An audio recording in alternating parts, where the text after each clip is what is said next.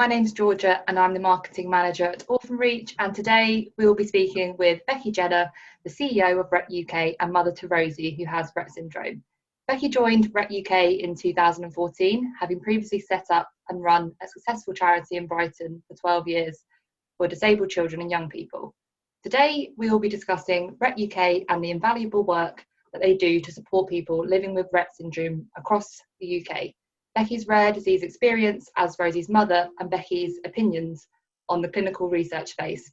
And finally, we will cover the challenges and achievements Rett UK have experienced this year during an unprecedented time.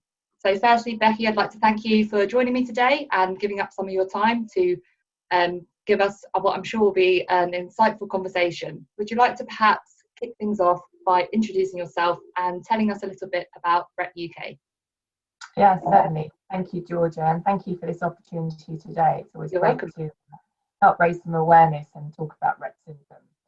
So, as Georgia says, I'm CEO. We are changing roles slightly, and I'm now just picked up a new role as President of Rett Syndrome Europe, which is a voluntary role, which Georgia didn't know about recently. But at Rett UK, we focus on family support. So we're very much looking to support families with their health and well-being. That's their physical health and well-being for the person with Rett syndrome, the emotional health of the parent and carers particularly, and their emotional resilience, helping to reduce their isolation. We also support the siblings because that's a massive impact for siblings too when you have someone with such a complex disorder. So we do a lot of sibling support. Advocacy, a helpline, we do events when we can, face-to-face, obviously at the moment a lot of online. So we really are the one-stop shop, I guess, is the best way of summing it up, for really for people affected by Rett syndrome. There's so much information and support that we can provide because we've been there since 1985, so well over 30 years worth of experience behind us now. So, incredible. Yeah. Brilliant, thank you, that was great. So I think it's probably a good place to start with just some questions around Rett UK and the actual work that you do. So my first question will be, of the services that you do provide to the Rett community, which do you feel are the most invaluable for the well-being and health of the people with the condition? Okay, well, I guess actually, I mean, the sort of the gateway into the service really is our national telephone helpline. So that really leads to everything else that we can offer, and a lot of that is about advocacy, particularly when we're talking about health and well-being for someone with Rett syndrome.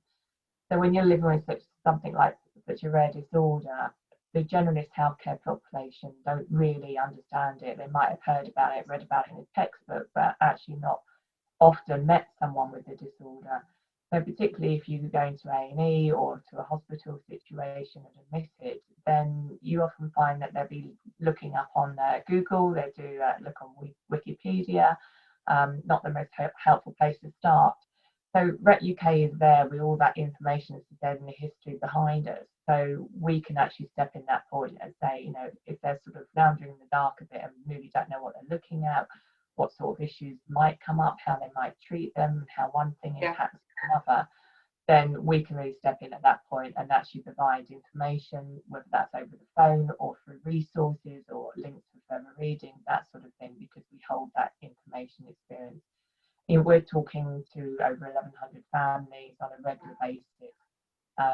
So there's a lot that we can share which isn't probably known in the more general healthcare. Yeah, it's not readily available to them elsewhere. No. And unfortunately, you know, a lot of information that is on the internet, particularly on things like Wikipedia, if they end up on something like that, then is out of date. Things have moved and changed quite a lot, even in the last 5 years of Rett syndrome. We know so much more about things than we did a few years ago. So, you know, it doesn't always keep up. So really coming to Rett UK is the best source of information. Yeah, the most accurate information. That makes sense. Yeah. Brilliant. I guess that sort of leads me into my next question. In relation to your family support services, how do you feel like the tools and resources that you provide help empower families with what they need to navigate caring for somebody with Rett syndrome? Okay, so again, I guess coming into us through the helpline or often through social media, and it's really talking to that family and building up their emotional resilience. So giving them certainly empathy. I mean, that's something I can do as obviously as a parent myself. Of course. Talking to someone who actually knows exactly how you feel makes a big difference. It makes them feel at ease and makes them, you know, able to cope better with what they're actually dealing with. So they know they're talking to someone who understands them. They know they're talking to someone who knows what they're talking about. So that really helps give them confidence. And then we can help them through, talk them through situations that they're facing. So that may be, parents often describe, another battle. So trying to get the right therapy for their son or daughter, or access to respite services, or benefits at the level. So in the first it could place, be quite overwhelming. It can be very overwhelming. We would try and talk them through the stages that they need to do first. We don't believe in spoon feeding people because that really, that just builds a culture of dependence, and that's not helpful. So we try and talk them through things first of all. But where then, we need to step in with advocacy, we might do a letter of support and that sort of thing to follow that up. But as much as we can, we try to arm them with the information and the tools and give them some advice about how to approach the situation so that they can take it forward themselves. And then, but we do step in if we need to. That makes sense. So as a parent-led charity, do you think being so close to the cause yourself helps and is a key benefit almost to working towards the charity's goals? Because obviously I assume that there is that extra level of dedication to what you do because it's so close to home. Yeah, it makes a massive difference. I bring that personal experience to it, and I say the empathy with parents is really important for them to know that you really understand what they're going through. Of course. So that's really key. Yes, I mean it adds dedication and an extra layer of dedication. It adds an extra layer of hours and things. Of course. It's all consuming. You don't really switch off to it, and particularly with social media, people expect an instant response, whether that's on WhatsApp or on Facebook or Messenger. And you do find, you've got all these different platforms, messages coming in. How do you switch off? Yeah, it is hard, and you have to be quite disciplined, otherwise you will just burn yourself out. But obviously the plus side is that I bring that so much of that personal experience and commitment to it because I'm so passionate about it. Of course. The downside is that in terms of my role and particularly as a parent with a young lady now who's 25, she's got very complex disabilities, she's at the severe end of Rett syndrome. If anything happens to her, then I'm not around. And hence why we are making some changes at Rett UK. I've been there to say 6 years now, and I'm passing it over to our deputy. So we'll be picking up the reins. I'll still be involved, but it's recognised that is a vulnerability of the charity. We need to be aware of that. Yeah, definitely. I think that's the case in a lot of businesses, isn't it? When you're so central, it's hard to distribute and delegate those things to ensure that everything is covered in your absence. But it sounds like you've obviously thought those things through and come up with this new approach that will benefit you all. Yeah, I have been working on this for the last 3 months, so it has been very much planned. So it definitely helps the sustainability of the charity. Brilliant. So that kind of takes me on to the next question, which is in relation to research efforts for treatments. How involved would you say Rett UK have been or are perhaps in promoting information about trial opportunities or trials that are taking place for people within the Rett community? I know previously you did mention that you're focused on the family support and advocacy solely, really, but I just wondered if there was any element of awareness around that within the community through Rett UK. Yeah, absolutely. I mean, it's not driving force because there is an excellent charity which is involved with the research. As we have an alliance with them and we will collaborate with them as much as we can. But when it comes to sharing information about the clinical trials, then we very much get involved in that. So to say we've got over 1,100 families that we support. We have a quarterly newsletter. We have a monthly e-newsletter. Obviously all the social media platforms. So we use all those communication channels to share information about the clinical trials, what's going on, whether you can be recruited for that, how to get involved, all that sort of thing. And sharing sort of outcomes from those trials as well, where something has come to fruition or where the trials ended as well. Yeah. we're about sharing information and promoting that. When it comes involved to actually dealing with the recruitment on a day-to-day basis and actually dealing with things like travel expenses and Of course. accommodation, that we don't get involved in that. No. That reverses that role, and they do that very well.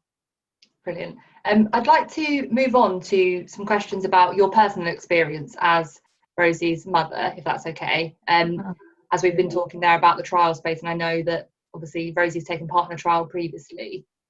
So my first question is, as Rosie's mother, do you feel that there is adequate information readily available to families about research developments currently taking place for treatments, or do you feel like it's harder to access that?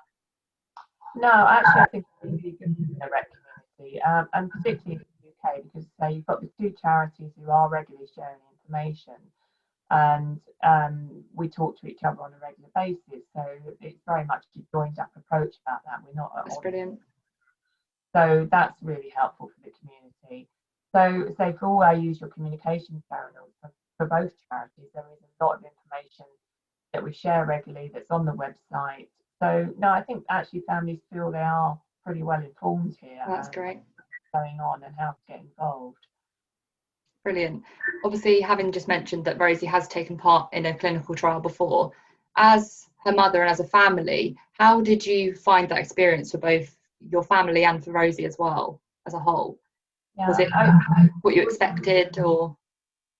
It was actually. It was again, I think because the communication that came out was really helpful, very detailed, comprehensive. We knew exactly what we were getting into, how long it would take, and it was a really beneficial experience, although it wasn't a particularly happy ending as much as it wasn't a successful outcome for the actual drug that they were filing. Overall, the experience was really good. We had a great team at King's who were running the trial. What was really beneficial and continues to be, even though the trial's finished, is actually having someone that's got an oversight of my daughter in terms of her health, which particularly when you get into adult services is very difficult to find. Extremely valuable. Extremely valuable. Children's services, you have a consultant paediatrician who has that overview and will deal with all aspects. But once you get into adult services, that all falls away. So having someone that we were going to where she was having regular blood checks, regular urine checks, and being monitored that closely has been really beneficial, and any potential problems are picked up really early. So that's been a massive benefit. But yeah, I mean, it's been a good experience for us. It was in London, we live in Brighton, so the distance is doable. And we continue to be in touch with that team. So that's brilliant. Yeah, definitely. You've got that ongoing relationship sort of thing with the site, which helps. Absolutely, and so much so that we're signing up for another trial with them. Oh, that's great. Yeah.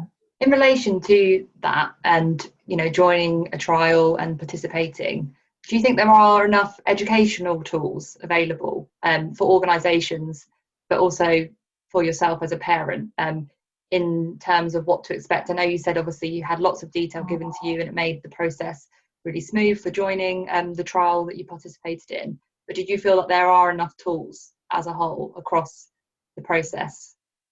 Yeah, I do, and whether that's because I'm in the role that I'm in, so I have access to all these things. Of course. But I feel pretty confident that I know the information that we share, the information that Reverse Rett shares, and if we see anything that even someone say like Find a Cure, who we do some work with as well, they have some really good resources and things. So we do share a lot of information with our families. So I think the information definitely is out there. Yeah, and it's accessible, which is the important part. Yeah. Okay. I mean, you're always going to struggle with some because so much is done digitally, obviously, now, and you've got to be aware that people could be excluded that way who might want to get involved. But we do have our quarterly newsletter, which is a written publication, and that does go out to all our families. So all that information, even if it's been shared online, then we repeat that in the actual written magazine as well. So I think, I'd like to say that our families would say they are well informed. And they've got lots of kind of avenues where they can access the key information that they need. Yeah, absolutely. That's brilliant. What do you feel could be done more effectively obviously I know you've just said that, you know, the tools are available and the educational resources are there, but do you think there could be anything that could benefit the community in terms of educating people about the role of the researchers in the process, and, you know, how the whole setup works, as it were, from research to development, etc., and what they should expect? Because obviously when, you know, a drug is there to be trialed, it's a beacon of hope, isn't it, that something's going to come from that. But do you think there are enough resources around how it actually works and the processes through the stages, and what could potentially not work out, like you said, for the first trial that you did participate in? I think one thing that we could explore is actually thinking about sort of more webinars, that sort of thing, and more formal presentations, perhaps from some of the researchers or from the pharma companies about the process and things. And we haven't got that as a resource. Yeah. Ordinarily, you know, outside of COVID times, then we run face-to-face events, something called a regional roadshow, which we do at 3 different locations around the UK, where people come along and present to families and to local healthcare professionals or education and social care. So there's an opportunity there. At the moment, we're putting some of that information online. So, you know, that would be good to include something like that as another resource. Yeah, and I think different forms of resources that can be digested in different ways and means for different people, I think is key. I think having a one-track approach to your type of resource perhaps limits its accessibility sometimes. Yeah, I think obviously the more communication channels you can cover, the better. And one of the things we've particularly got to be aware of, as I touched on it before, is thinking about people who are perhaps digitally excluded, or some of the hard to reach groups who just don't choose not to engage with social media. Of course, definitely. With that, on a personal level for you, what do you think could be improved in that clinical trial process to better the experience for families of those participating? Because I know you said obviously that your trial was in London, so the travel wasn't actually that bad from Brighton, but obviously that isn't the case for lots of families, and in general that accessibility to the trial setting. What do you think could be done better to improve that? Well, I think certainly if the funding allows for it, then to have nurses come out to the family and to the person with Rett syndrome, you know, and do those the monitoring checks, etc., actually in the home, not travelling at all. I mean, that would be a gold standard, if you like. And I know that is a service a lot of companies can offer. So certainly that really would make a difference for families, because you've got the whole bits of travelling with someone with such complex disabilities, and particularly obviously during COVID, you know, people don't want to go on public transport. Of course.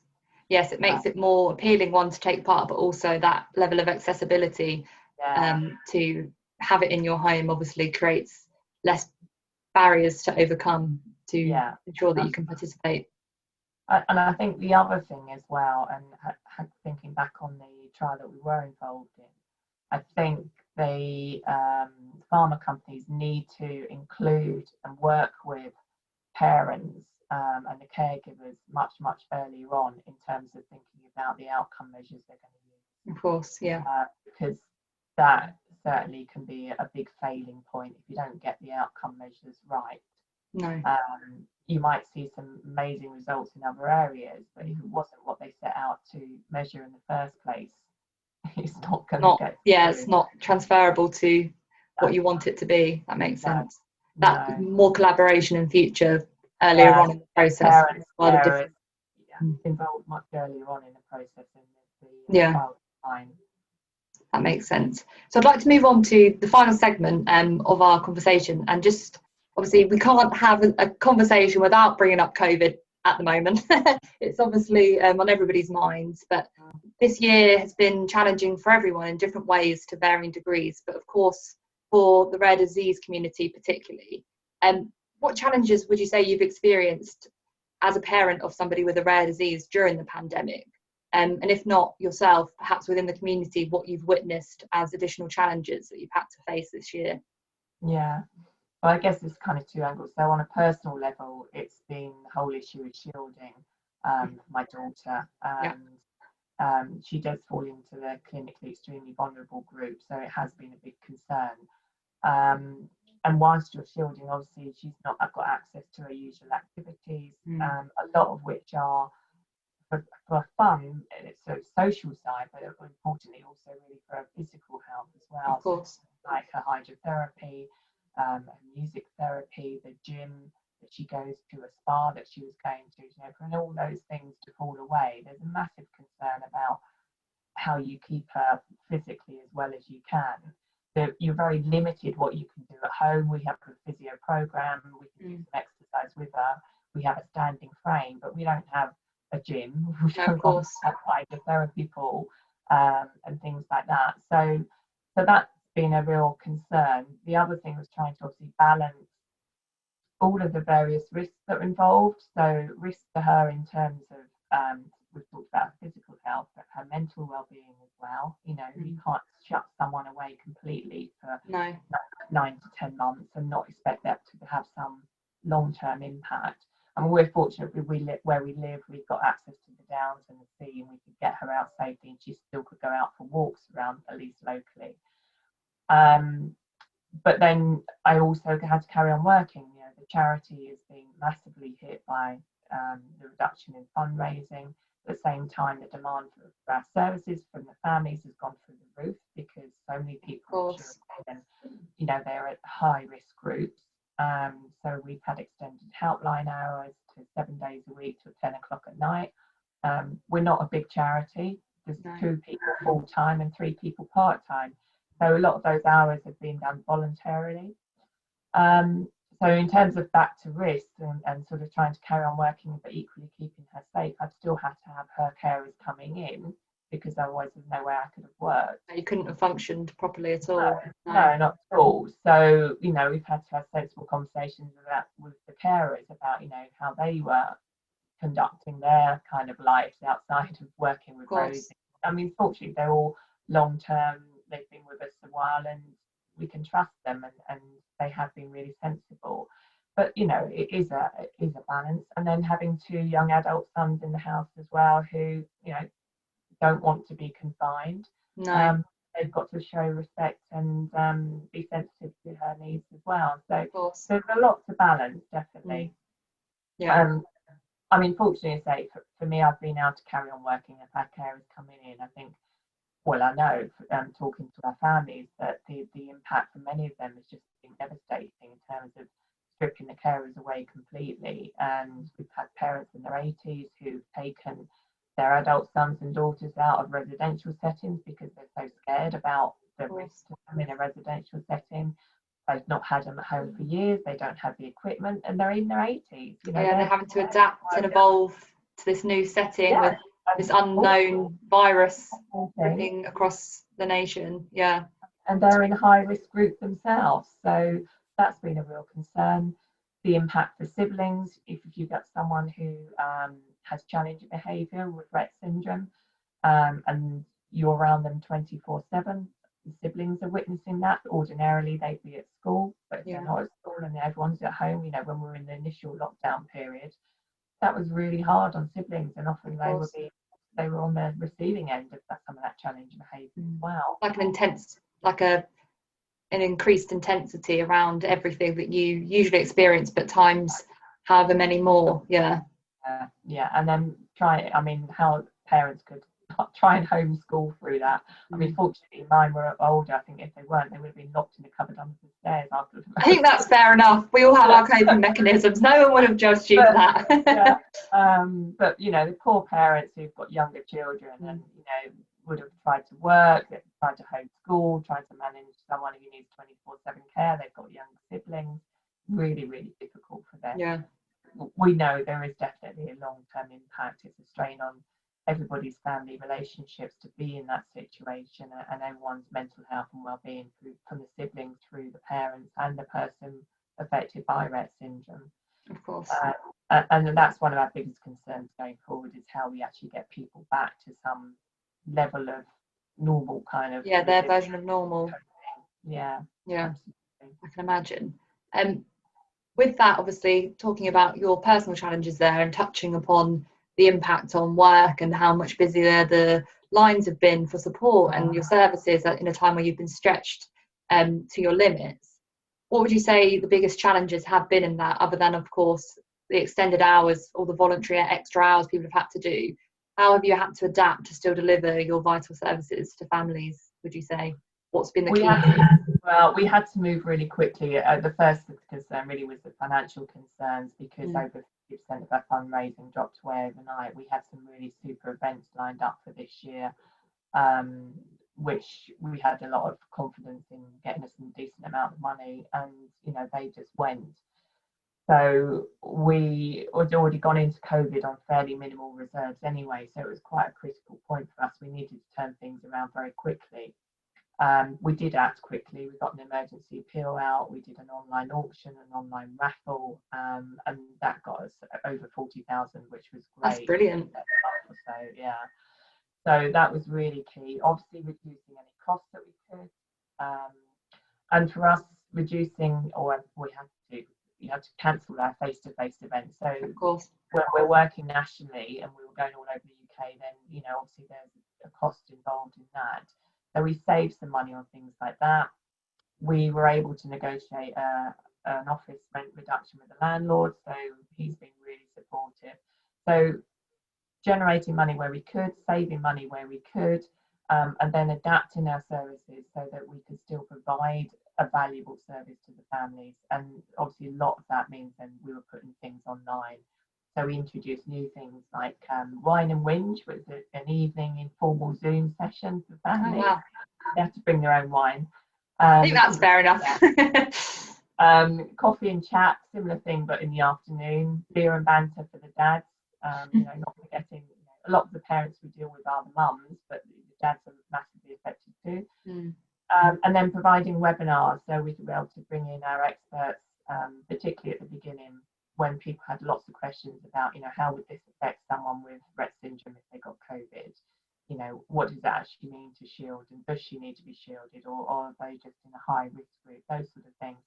So webinars, and then more recently, we've just done a really big focused communication conference. So that was a whole week of presentations and then live Q&As on a Saturday, and we're still getting people registered because the website's live for over a year, and that's reached over 3,000 people, I think 3,200. Brilliant. So that's gone international, which is fantastic. So if there's any positives to be found in this, I think it's the fact we've widened our reach massively by getting our services online. Yeah.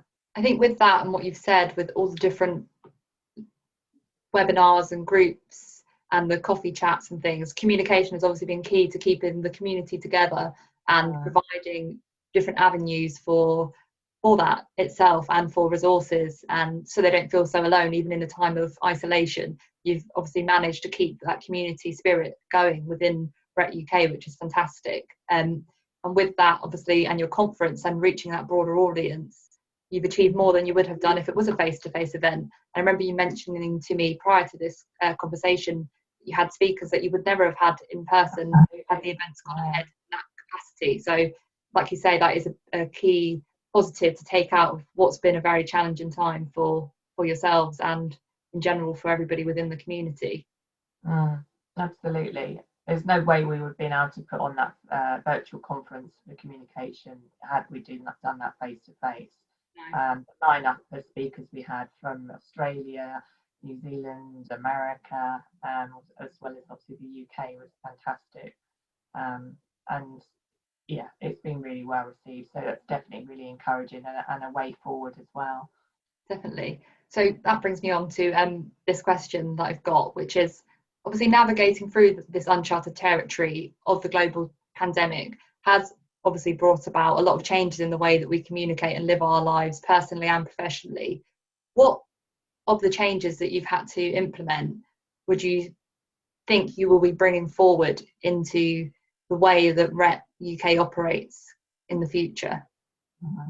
Well, certainly I think keeping a lot of information online, because we know now we can reach far more people than we would on a face-to-face event, and for a fraction of the cost. So that's a key thing for us as a charity. And what we've got to be aware of that is, like we said earlier, is not excluding people because they're not confident online, or they just don't want to be online with accessing those sort of services, but also thinking, you know, there's so much value in face-to-face events too. We can't totally throw that out and discard it. People need to see each other and feel that connection with people as well, and you can't replace that entirely by online services. No.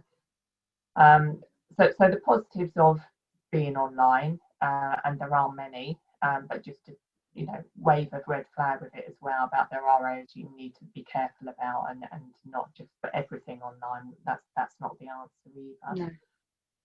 It's a hybrid approach, really, isn't it? So that you keep accessibility to those that are enjoying or getting a lot out of this virtual interaction, but also still bringing back into play the physical face-to-face events that you ran so well before this. Yeah, absolutely. Yeah, definitely. But I think the other thing, I think as well, you know, we've obviously, as a charity, and I'm sure, you know, charities or businesses, we're not alone in that. You know, you found that you can work successfully from home, and that there are savings to be made. So we are looking, say, to give up our office if we can, and that will give us a financial saving. And then if people still meet, maybe we'll have a hot desk in one smaller office that we can use, because we need storage for things like fundraising materials and our resources and that. But certainly that's a consideration too, that actually we can work from home. And for the staff as well, that does benefit them. You know, that we have some staff that were doing some horrible commutes, so they feel better about it. They're saving a bit of money on it. They've got more hours in their day. So there are definitely positives that we can take. Definitely. So that brings me on to this last question, which is, what would you say Rett UK's goals for the next 12 months are, and your key focuses for the future? What do you see being your focus for the next 12 months? Okay, I mean, I have to start with the financial side, because without any money, then we can't. Of course, definitely. Anyway, and whilst financially now we are actually stable and in a good position, because we've benefited from, say, we did an emergency appeal, etc. We've also benefited from some of the emergency COVID grants that have gone out, including the National Lottery one, which was quite a sizable one. But the concern is now that so many people, some of the funders particularly, are cramming it all into a short space of time. So there's still grants available, but you need to spend them by the 31st of March 2020, which you can only do so much. And what we're really concerned about is actually, what's the next year going to look like? What are the next 2 years going to look like? And funders really should be encouraging charities in particular to be looking at much further ahead now, because the impact for the whole of the economy, we know, not just the UK, globally, is going to be massive. Of course. The amount of financial support that's had to go out to keep people in jobs and keep businesses going. You know, people will have been made redundant or reduced hours, reduced money, etc. So we know there's going to be a long-term effect, and I think we've got to be really mindful of that. What is our fundraising going to look like in a year, 18 months' time? We've got over this initial hurdle, but there's a much bigger. There's more to come. Yeah, the challenge isn't over just because. And you know, I have to ask the question. You know, funders have put lots of money, which is fantastic, into this immediate COVID response. Does that now mean then actually the regular pots of money which we would be applying to are going to be much smaller and depleted? You know, those sort of concerns. So financially, we've got to be very aware, be able to react quickly to things, and be quite astute, I think, in how we manage it and manage things going forward, and keep a very much a longer, medium to longer term view of things. Thinking about our services as such, I've mentioned the mental health and wellbeing, and that is a big concern of us. We've just done a successful Big Give campaign, and that's raised a significant amount of money, which will go towards particularly supporting mental health and wellbeing of the families, rebuilding their emotional resilience, helping to reduce the isolation. And for some of the families that are really struggling, we're going to be able to offer some one-to-one specialist coaching. Oh, that's fantastic. So we're pleased about that. So we are looking at that, thinking about the siblings too, what we can do for them. And I think, as I mentioned earlier, we have got a shift in sort of roles at Rett UK, with our deputy taking on the CEO role.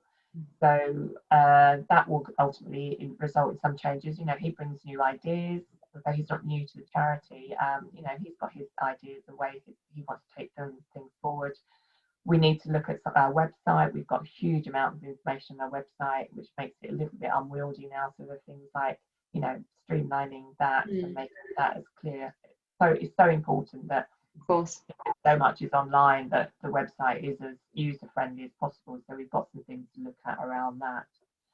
And then I think going forward is thinking about, you know, we've had a really good success with this conference that was reached so many people. So what else can we do to build on that? So we do these regional roadshows I mentioned. They would work really well, and again, they wouldn't just have to be UK focused. They could actually be applicable to a global community, the information that's available there. So that will be another focus for us, to get more of that information out there and reach more people. So, yeah, you've got a lot on your plate. That's to summarise. You've got a lot on your plate. There always is. Yeah. That's fantastic. I think we're going to have to leave it there. We've gone over the time, but you know, you had a lot of interesting insights. So I'm glad that we had this time to discuss everything that's going on with the charity. I just want to say a massive thank you for giving your time to highlight so eloquently the work that you do and everything that's going on with Rett UK. And I will, of course, link all the resources to the bottom of the interview when it's live, to the charity, how you can support and get involved with Rett UK for fundraising, for any kind of awareness, etc. So all of those resources will be available. But yeah, I just want to say thank you, Becky, and I'm sure we'll speak again soon. Well, thank you, Georgia, and to Orphan Reach for this opportunity. It's great to be able to talk about our work and get that information out there. It's the most important thing. And if we're able to reach some families that aren't engaged with Rett UK, even if that's just one or two, information that we hold can be life-changing. So thank you for that opportunity. You're very welcome. Thank you.